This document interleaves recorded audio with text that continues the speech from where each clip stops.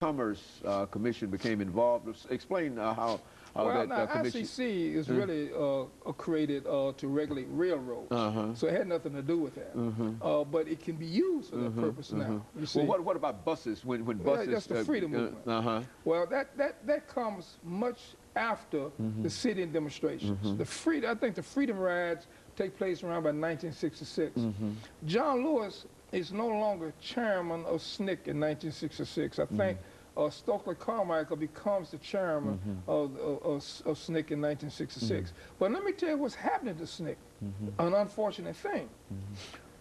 The purposes for which SNCC was organized no longer exist because government has passed the law to achieve the very objectives that justify the organization of SNCC. So SNCC now is searching for its identity. And it's going to all kinds of different avenues to try to find some other justification to continue to exist. You see? And the activity wasn't there. So finally, we have somebody who comes upon the scene named Rap Brown. And his people. They come up with this radical, in my judgment, outrageous ideas. And SNCC had lost his identity, and so Rap Brown just transformed SNCC into an organization that was no longer recognizable by the college students and so forth that helped found it. Bond was no longer a member of it. Stokely Carmichael was no longer a member of it. And John Lewis and so forth. Rap Brown had his people to take the word nonviolent out of the actual name. So now it's known as Student Coordinating Committee. That indicated to the whole world that they accepted violence as a technique. Toward what goal? Nobody knows. But it was at that time, I was in the military. I was in Vietnam, I believe, in 1966. I was coming out of Vietnam. So I kind of missed that side of the revolution anyway. But Stokely Carmichael, when he was the chairman of SNCC, he's the one that coined the phrase Black Power. And that scared all of the segregationists. Now, it didn't scare white America. It scared the white segregationists, you see, because deep down inside, they had this guilt complex about black people anyway because of the mistreatment that they imposed upon them. They always worried about payback. They were always worried about if you give these black people too much freedom, they're going to pay us back. And we never worry about that anyway. I'm not angry. I have no anger. And you see, John Lewis is a congressman right now. And Julian Bond, who is the son of an educator, Horace Bond, who was the president, first black president of Lincoln University private college in Chester County, Pennsylvania. You see, so we all come out of a middle class background. And we have no anger.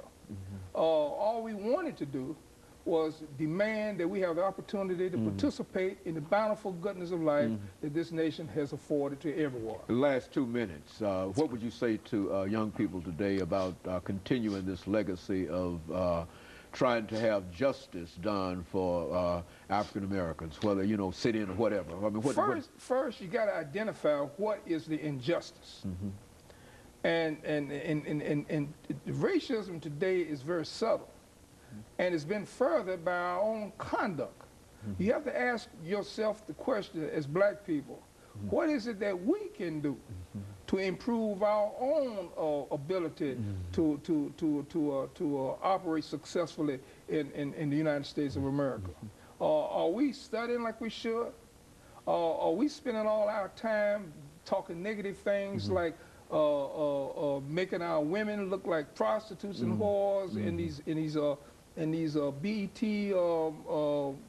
video musical things and so forth? Are we guilty of self-destructive behavior? And then at the same time, we demanding the world to respect us. Well, the respect is something that has to be earned. We knew that. It's not going to be given. So until such time we check our own behavior, and not engage in school riots, which I think has been prominent in the newspaper recently, then we can't demand respect. So I'm saying the next civil rights movement that takes place is to change the attitudes and the ways of thinking on the part of black people that leads towards self-destructive behavior. Very good. And of course, Attorney Blackshear, let me thank you over the last few seconds that we have here for giving us that excellent information. And I'm sure that that is, in a real sense, a direction in which people can tie into to understand that it is a responsibility that as people of your generation, of our generation, took charge and wanted to deal with the injustices, that they too have some injustices to deal with, but first they have to work in their own houses first. Is that what you're saying? And of course, let me thank you, and let me encourage our audience to tune in again next week for another. Get Comcast in HD TV.